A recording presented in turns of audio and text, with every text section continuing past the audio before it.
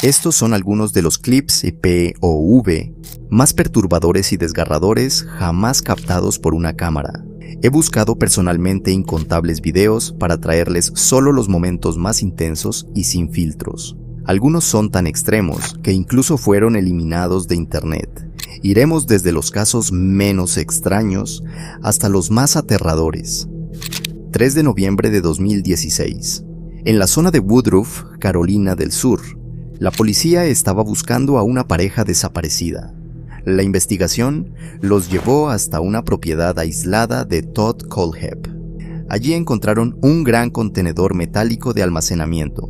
Cuando los agentes se acercaron, escucharon algo desde el interior. Una mujer estaba pidiendo ayuda.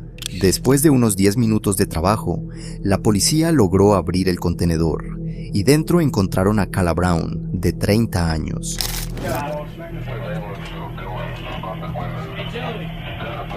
Joey. Sheriff's officer. Sheriff's officer. What?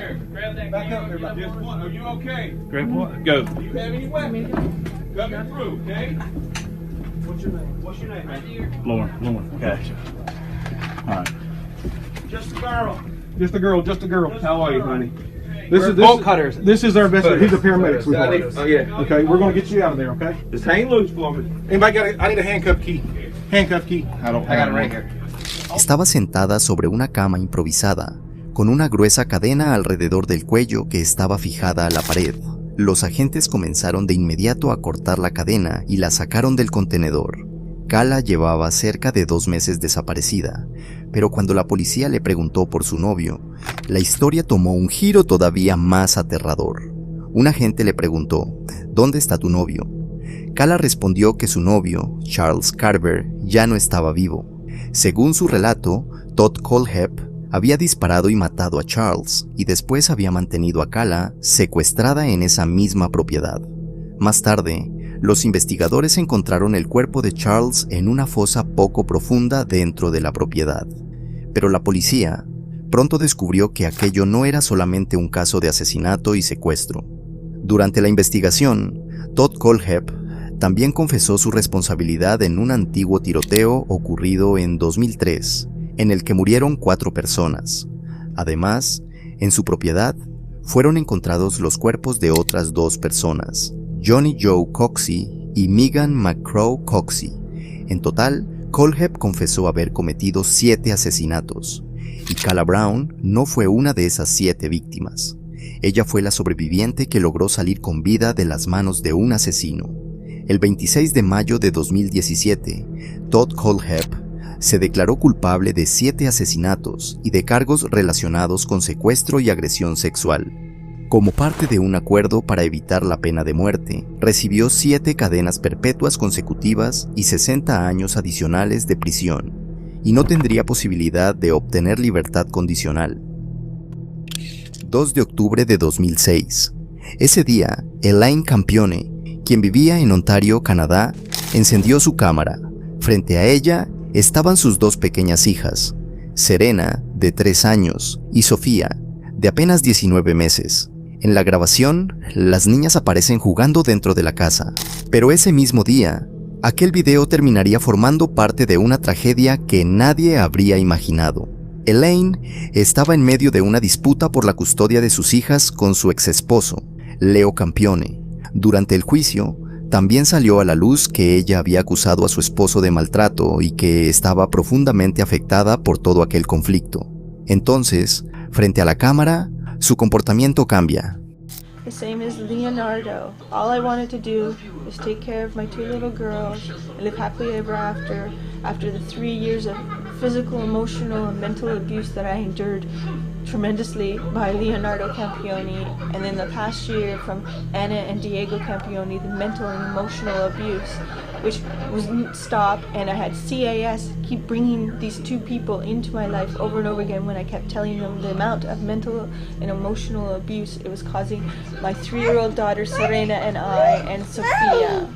En el video, Elaine se dirige directamente a su exesposo y lo responsabiliza por la situación en la que se encontraba, pero después de aquella grabación asesinó a sus 2 hijas. Serena y Sofía fueron ahogadas en la bañera de la casa. Más tarde, Elaine llamó a la policía y les informó que sus hijas habían muerto. Después de la investigación, el caso llegó a los tribunales. La defensa argumentó que su estado mental era tal que no podía ser considerada penalmente responsable de sus actos. Pero el jurado no aceptó ese argumento. En noviembre de 2010, Elaine Campione fue declarada culpable de asesinato en primer grado por la muerte de sus 2 hijas.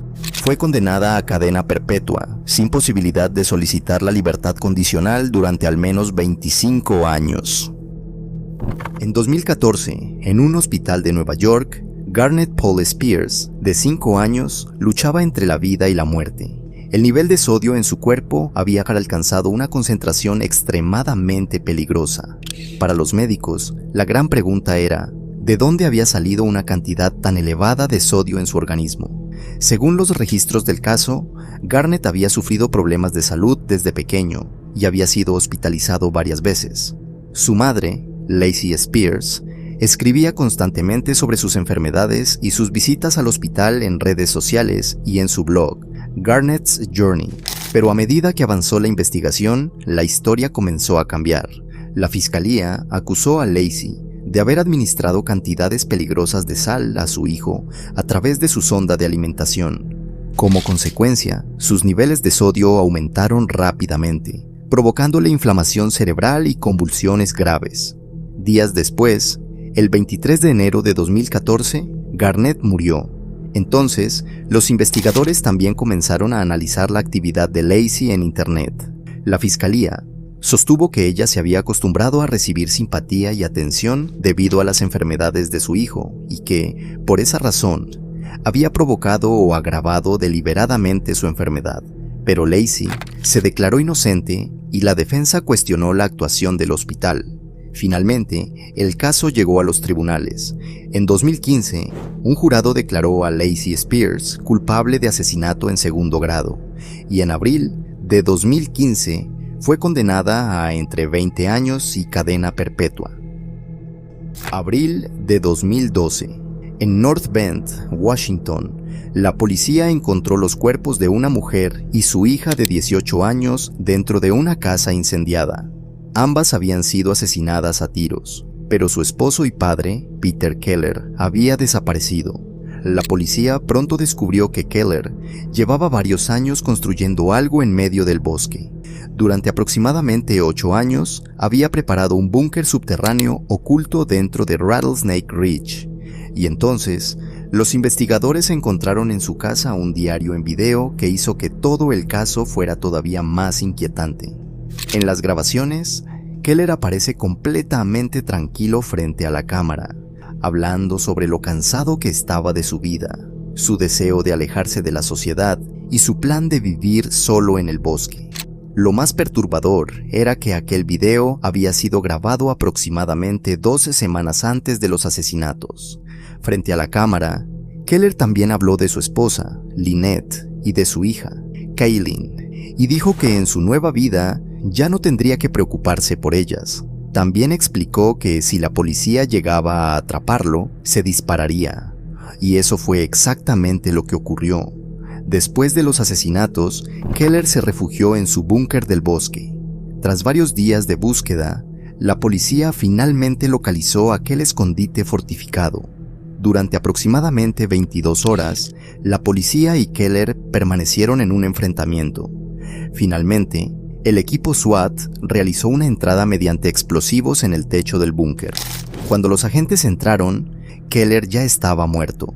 Según la policía, se había disparado a sí mismo, pero el diario en video que dejó atrás sigue siendo una de las partes más perturbadoras de este caso.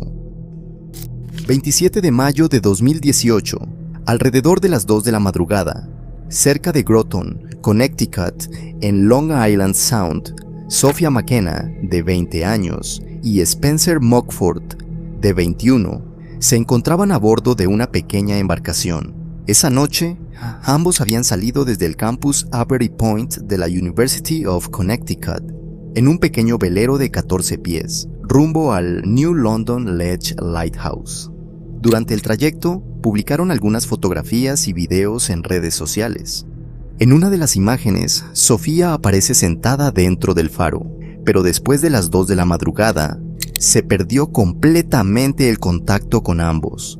Cuando Spencer no llegó a un evento a la mañana siguiente, su familia informó a la policía.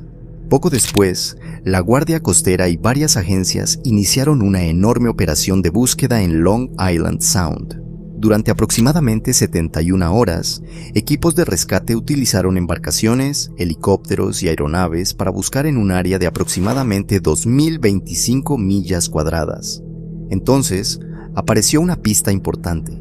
El pequeño velero blanco y azul fue encontrado cerca de Truman Beach en Long Island, pero ninguno de los dos estaba a bordo. Ahora la pregunta era, si la embarcación había llegado hasta allí, ¿dónde estaban Sophia y Spencer? That is the land. Like, we still have to get to there. Wait, where? Oh, we're almost there. Okay. But Ese fue el último material conocido de ambos, pero la búsqueda continuó. El 8 de junio, aproximadamente 12 días después de su desaparición, un pescador comercial encontró el cuerpo de Spencer Mugford en el agua, frente a la costa de Groton. Las autoridades de Connecticut confirmaron posteriormente su identidad, pero Sophia nunca fue encontrada. Hasta el día de hoy, el cuerpo de Sophia McKenna no ha sido localizado y continúa registrada oficialmente como persona desaparecida. 28 de octubre de 2019. En el monte Fuji, Japón, la nieve ya cubría gran parte de la montaña, y en medio de aquellas peligrosas condiciones, un hombre estaba subiendo solo. Su nombre era Tetsu, estaba transmitiendo su ascenso en vivo. El video llevaba por título Let's Go to Snowy Mount Fuji. Al principio, todo parecía normal, pero a medida que continuaba subiendo, los efectos del frío y la nieve eran cada vez más evidentes. Repetidamente se quejaba de que tenía las manos muy frías y trataba de calentarlas. Entonces, llegó cerca de la cima. El camino estaba mucho más cubierto de nieve y era extremadamente resbaladizo. Y entonces, perdió el equilibrio y comenzó a deslizarse por la pendiente cubierta de nieve.